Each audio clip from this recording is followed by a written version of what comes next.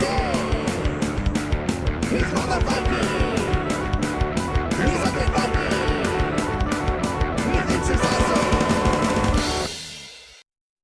everyone, it's me, the Untitled Viking. I'm here to talk to you about Battle Lines, Unperfect Heroes. Now this is a game that literally it means battle lines, not like battle lines in like a combat where you have lines of men fighting each other.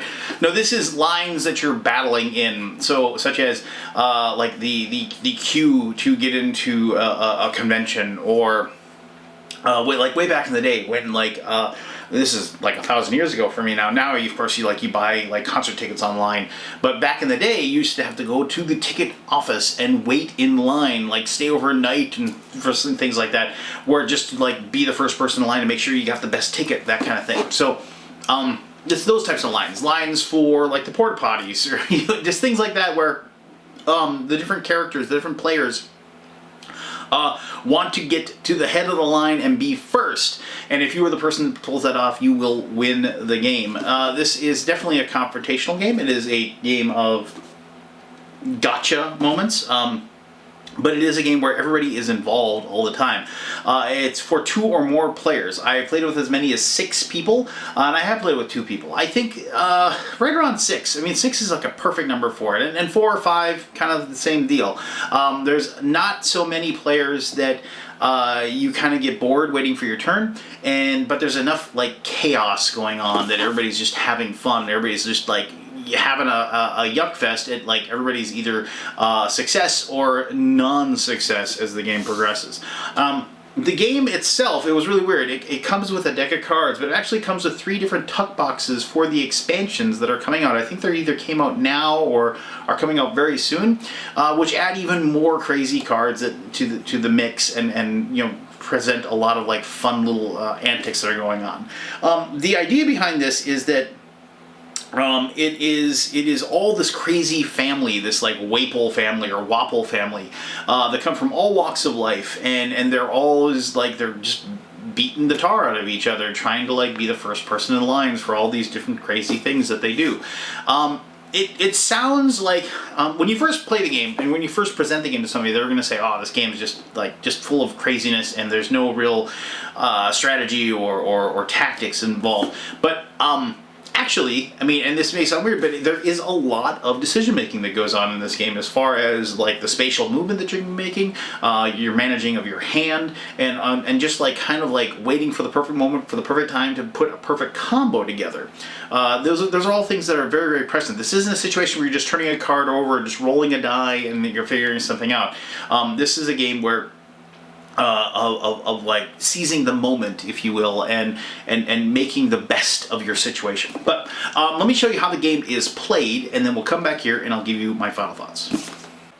Alright, so this is Unperfect Heroes, and I'm going to show you how the game is played. Now, you do get 3 different game boards with the game. I have used the spaceship board here. We're all trying to escape the spaceship before we get probed.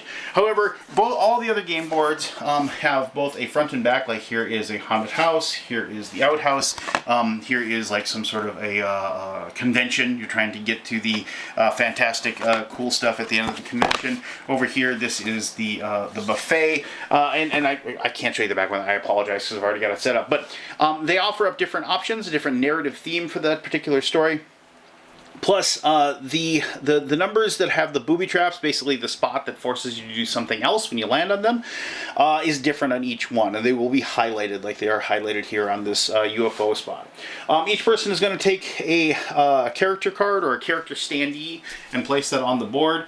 These have no specific powers or abilities, other than the fact that if you are able to match up with the card, a card of that character when you're using it, when you're targeting somebody to cut in line in front of them, you do get a bonus, and I'll talk about that in just a little bit. There are 3 types of cards. There are cutting cards, there are target cards, and there are random crap cards, and I'll explain all those here just briefly. Now, I have set the game up just like it has been. People have been playing it for a while. This game can handle pretty much any number of people. I found that the more people you have, the better. But a 4-player game works perfect for this. You have to kind of envision that this entire line is full. It's just these are the 4 people in that line line are the ones that are fighting. A couple of quick rules. Whenever you land on one of these spots, you have to do what that tells you, even if you're moving backward or moving forward or whatever, you land on it, you do it. Also, two characters can never share the same spot. If you ever have a situation where somebody would move up to a spot of somebody else's, that person is automatically moved backwards. And of course, if they land on a spot that has a booby trap, then they will have to enact what happens on that spot when they land on it. So you can have some kind of cascading, chaining combos there as the game is played. All right, so each person will have a hand of 7 cards. It's dealt out in the beginning of the game.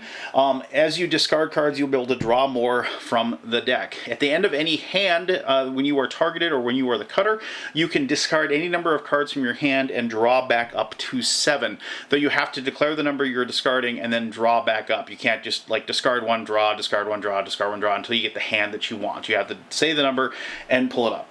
You want to be able to, you almost always want to have cutting cards and target cards in your hand at any one time, because if you are targeted and you don't have any target cards, the cutter then gets to automatically succeed in their attack on you. If it is your turn to be the cutter and you don't have any cutter cards, you can't do an attack. So keep that in mind. The way that it's resolved, the cutting combat is resolved, is one player will pick another player. So we have Johnny here, and we're going to target Juan, and we're going to say, you're my target. The player that is targeted will have to go through their deck of cards and find a target card. In this case, we only have one, and this is our target card, and this is the Beatnik. The Beatnik has a 1 fight, a 4 bribe, and a 3 chicken out score. So we're going to go ahead, that person will go ahead and put that card down. That is their target card, and then the person who is doing the cutting will go through their hand and find their cutting card. So in this case we have this card right here, which is Biff Wobble, and we have a 1 fight, a 2 bribe, and a 5 chicken out. And we'll go ahead and place that down right there. Now, if this was just done like as it is, and nobody else added any more cards or nobody will play them, you would just resolve it by the player that is doing the cutting will decide what they want to do. In this case, with these two, the only thing that we're meeting or exceeding is the fight. And chicken out, I should say. We are not, however, with bribery. So bribery is not an option. However, if I decide we're going to do the fight, what we then is move forward the 1 space that is listed on Biff's card as his result, his move for that. So we move forward 1 space for doing that. But that might not be as good as what we want. Maybe we would want to possibly, if we could, get our bribe up to the same as the Beatnik, which is a 4, because if you defeat a Beatnik on their if you defeat somebody with their bribe, you're going to use their movement, which in this case is still only a 1, so that really doesn't help us at all. But if you do manage to do a chicken out and beat them, you will force that person, instead of you moving forward, you basically you make them stop in their tracks in some way, and you force them to go back 1 space. And they were in spot 7, they go back to spot 8. They move back 1 space for every card they played. In this case, it's 1 card. And because, once again, people can't be in the same spot at the same time, you would then force the person at 8 to move back to 9. And then, what was that? This way it says, number 9 on here says, what the hell is that thing? You stare flabbergasted at something. Next time you would move forward, move backward instead. And so maybe there's your plan all along, push that person back again, and then force them to be hit by that booby trap on their next turn. So that's kind of like the craziness that can happen. Now, so you fight, you compare the two, bribe, you compare the two, and chicken out, you compare the two, but they have different results depending upon. The biggest thing is if you win in a fight, use the move on your card. If you win in a bribe, use the move on your opponent's card. And with the chicken out, you don't worry about the moves at all. You are just forcing that person to go back for each card they played.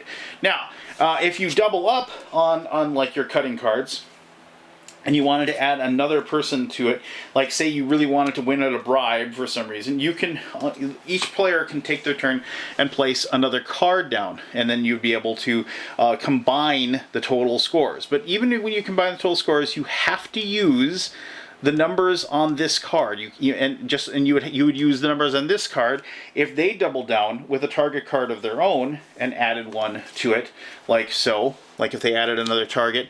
If we won on a bribe, we would use this result, not this result. If we won in a fight, we would use this move, not this move. So just keep that in mind. It's only the first card that is played. Now with the symbols that are on each of those cards, if you can double up on the symbols, you will hit some combo result.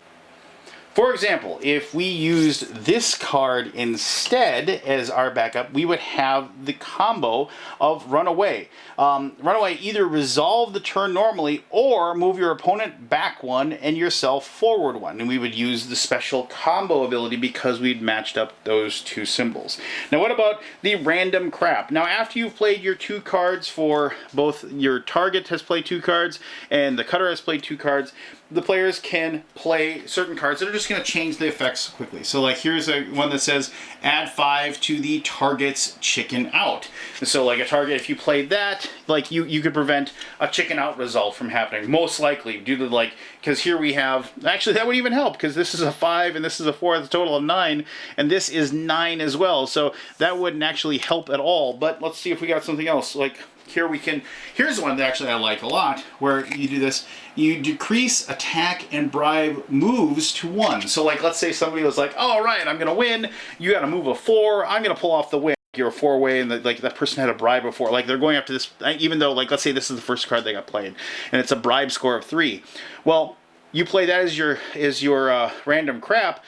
All of a sudden now the bonus for being a move and for beating me in a bribe is no longer going to be 3 moves, it's just going to be 1. So you can affect, even though you're going to lose, you can affect the loss in some way and you can force a change. So the random crap cards are just that, just something to use to break the rules, something to have in your pocket, so to speak, and use when you need to. Now, so when that's done, as I said, you're going to discard all those cards and you're going to move on. Now, what happens?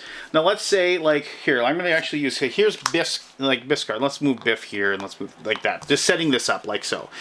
And we decide to, use this as our cutter card against the target card of our, and we are playing as Biff. So we are actually the same character as the card that we have.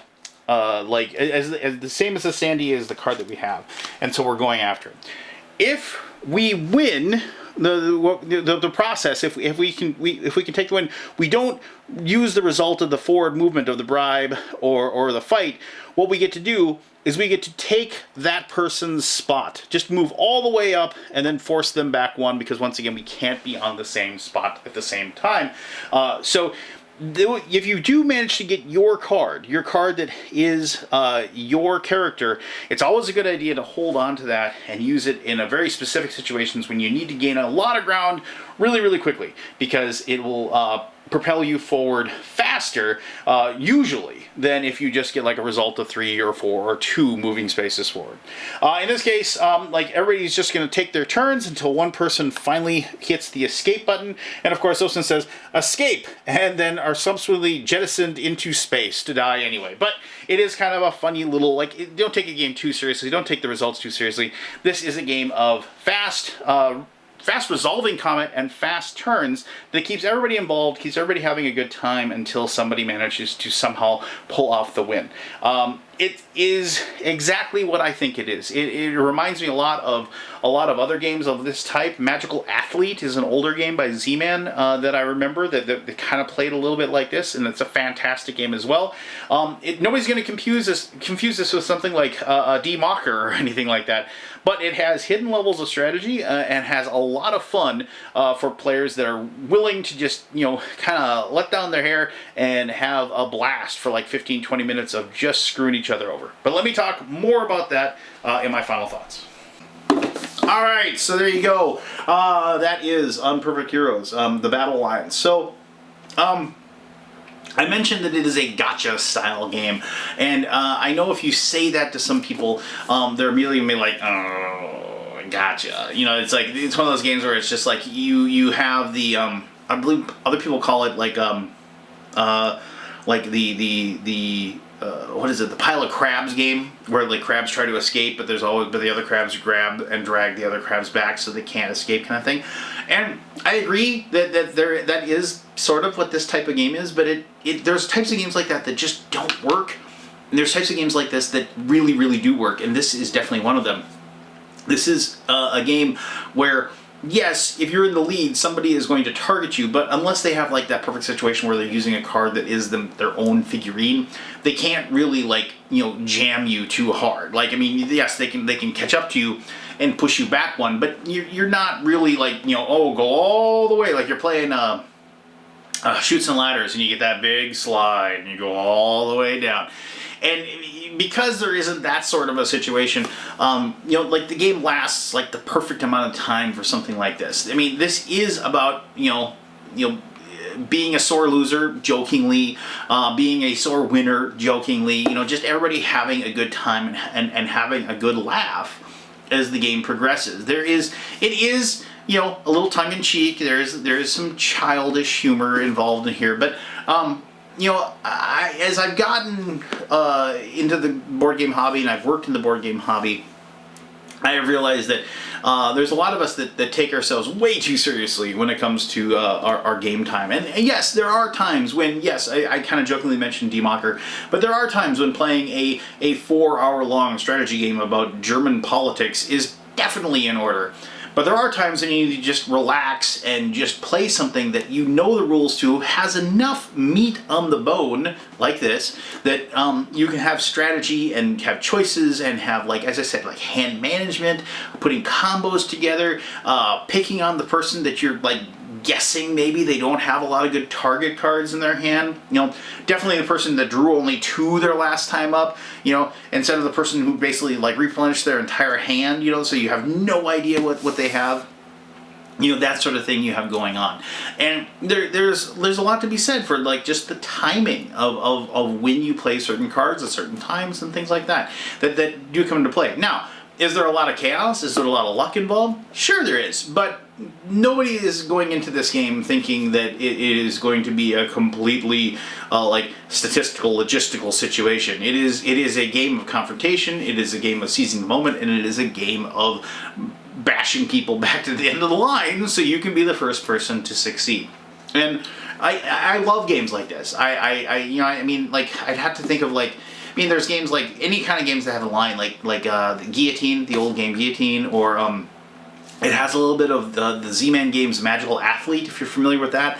Like, these games that like definitely don't take themselves too seriously, but have enough seriousness in them that you're not going to have people just like relegated to like the kids' table, if you speak. And whenever I play this, and whatever group I played it with, everybody had a good time. Everybody was laughing, everybody was having a blast, and just really, really enjoying the process. And I can't wait for the expansion kits to come out so I can just add more and more decks of cards to the game, And you have rules where like you can give each person a deck of cards and they can just draw from that themselves. You can jam everything together and just have a crazy old combo time. It just, like, there's the sky's the limit with like the different variabilities and the different like settings that you have as well. And I do definitely like the different narratives. I like the haunted house one. The porta potty one's pretty funny. The porta potty one is one my kids love very much. They think that's hilarious that you're all racing to the bathroom, and you know what, that is funny. So just, I have to admit that's a good time. But anyway, there you go. That is Unperfect Heroes Battle Lines. If you have any questions about this, please ask away. I'll be happy to answer those to the best of my ability. As always, thank you very much for taking the time to watch this video, and until next time, I am the Undead Viking, telling you, be the best version of you that you possibly can be. Remember, the more love you give to the universe, the more love the universe is going to give back. I guarantee it. Take care of yourself. I'll talk to you soon.